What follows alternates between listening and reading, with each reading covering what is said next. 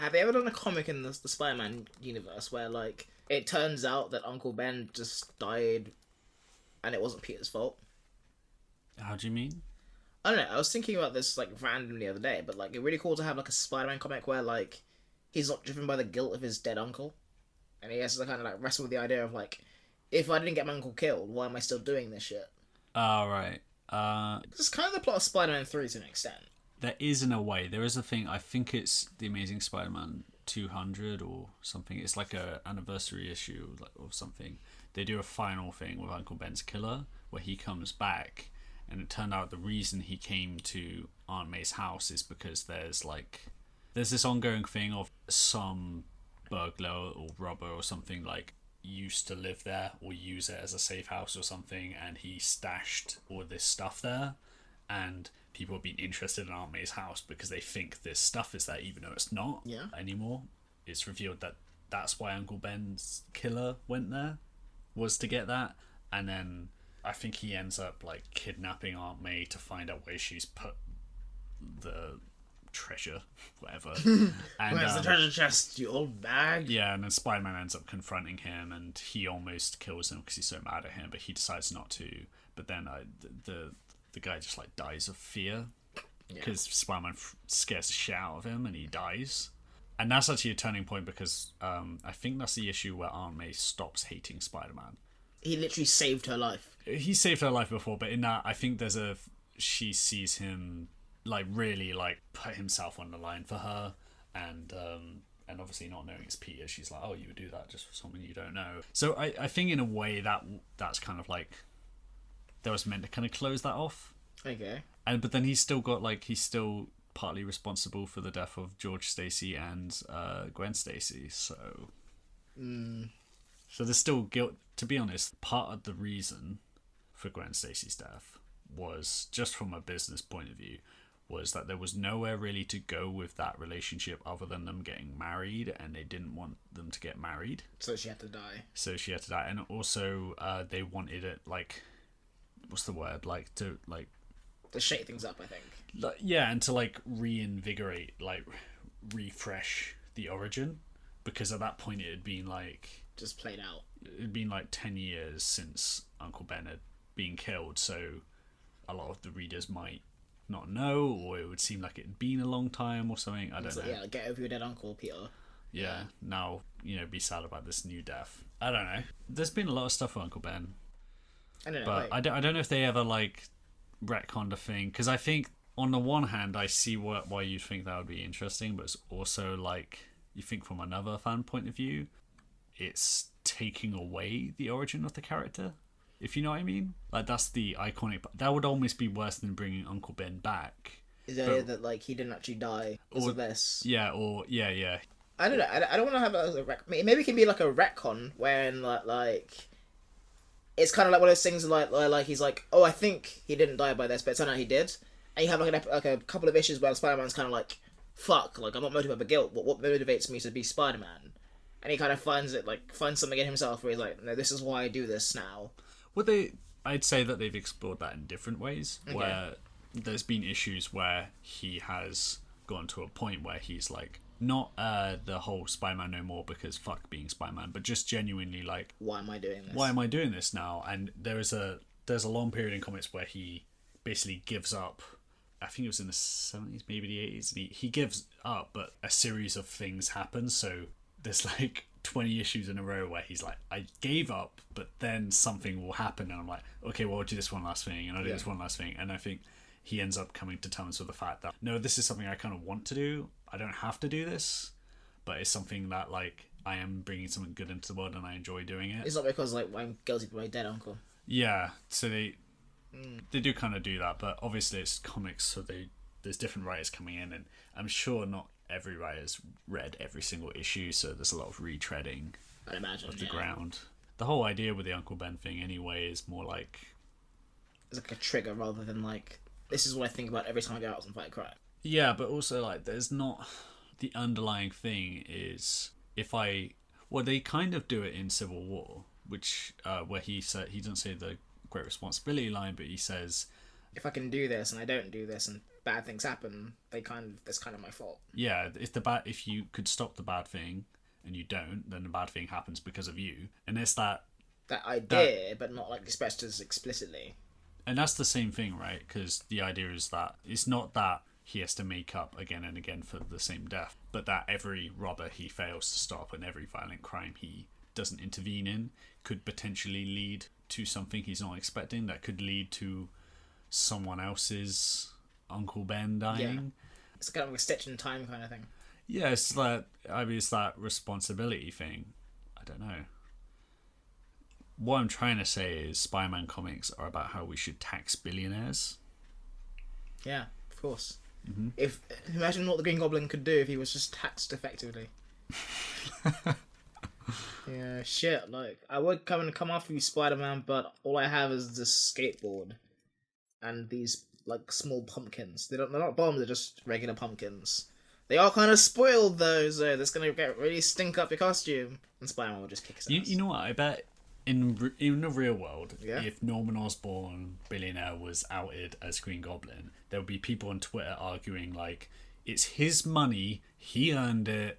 It's up to him to do what he wants with his money. You want to say this guy can't throw pumpkin-themed explosives at the public? Yeah, if Jeff Bezos came out like today and was like, yeah, I go on this glider and I bomb people, people were like, can I get one of those gliders from Amazon? You know, it's that whole, that thing that goes around a lot. Is a panel, I can't remember what comic it's in, but it's a comic with Spider-Man in it, where there's a supervillain called Sauron or Sauron, not sure, but like it's about the same as the Lord of the Rings guy, but he's like a pterodactyl man basically. I think he's an X-Men. Sure. I think he's an X-Men villain.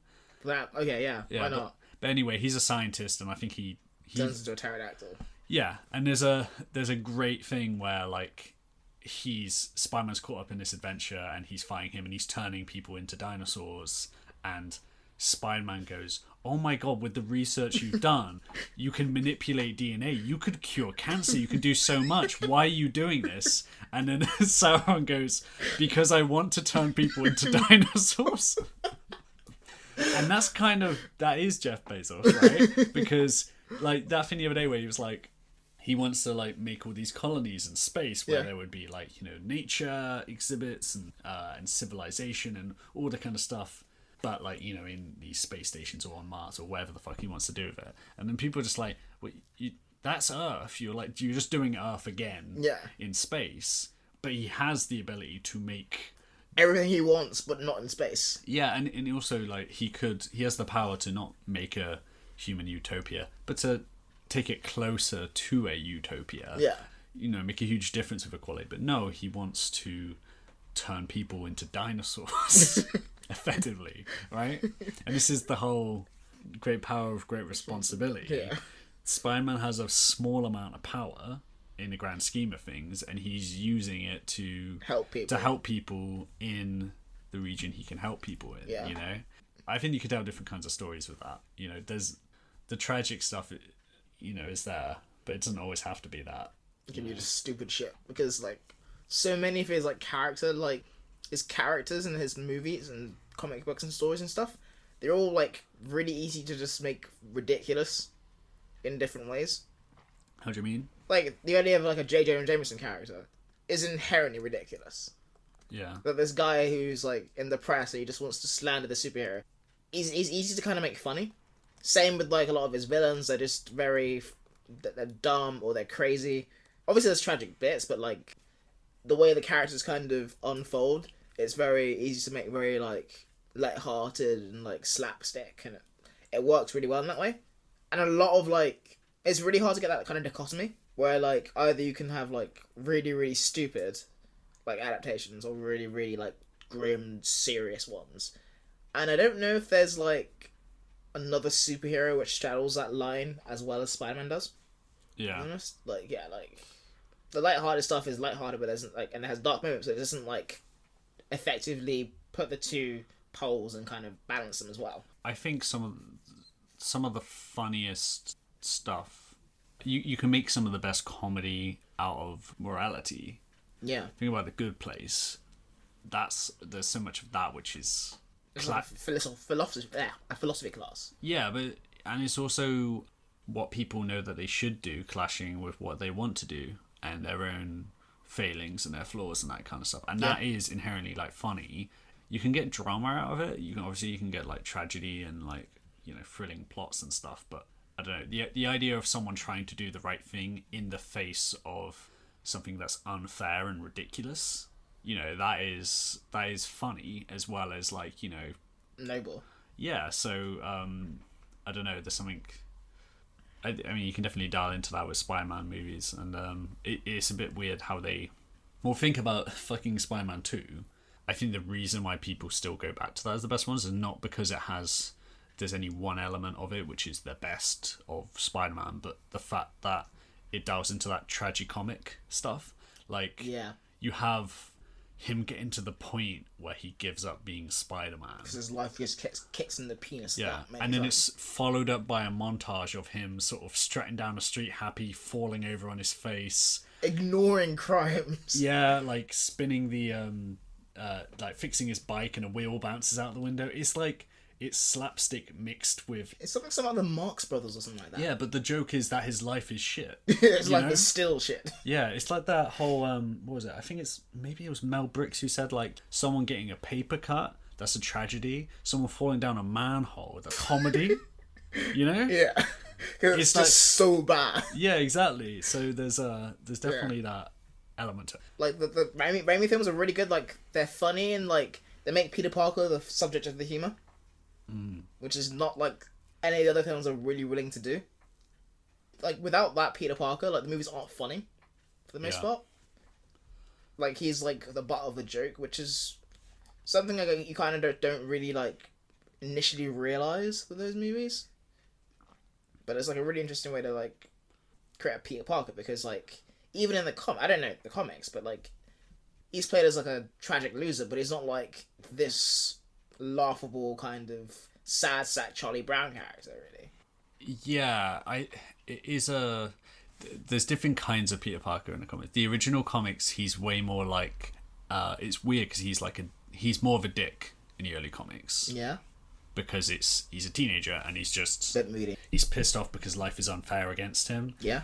But like a lot of bad shit happens to him, so you kind of understand why his viewpoint makes sense. And like half the fights he has with like Flash Thompson or whatever start because he says something really shitty to him. Because like Flash makes one comment and then Peter turns around. He can't let it go. Yeah, and he can't let it go, and he says something else and then ruins it, and he's like, yeah, I'll kick the shit out of Flash, and then he realizes, shit, I can't actually do that because I'll kill him. And everyone will know, so he ends up having to look pathetic in order to not like, and that's the kind of push and pull. And then in later ones, when he's an adult, it's more like Parker luck is the thing they always go on about. He's constantly late.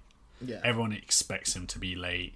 He disappears a lot, but people know he is just like a frenetic guy. He just a bit of a waste man. Yeah, and he's just like constantly, and some people see it as like it's a bit neurotic and shit. Some people are like, fuck this guy, like he clearly doesn't give a fuck about anything, or he hasn't got his life together. And then other people are just like, oh, that's Peter, you know.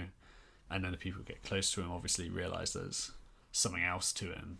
But yeah, there's different. I mean, you say that. I mean, Amazing Spider-Man movies, they didn't have him be the loser. Really, they had him as the cool guy, the angsty. Like it's a little bit like the initial iteration where like he's just more moody and angsty, I guess, than the other iterations. In a weird way, someone could make an argument that was the closest Peter Parker to the original comics, in a way, but there just wasn't that heart there. I don't think that they were doing it intentionally.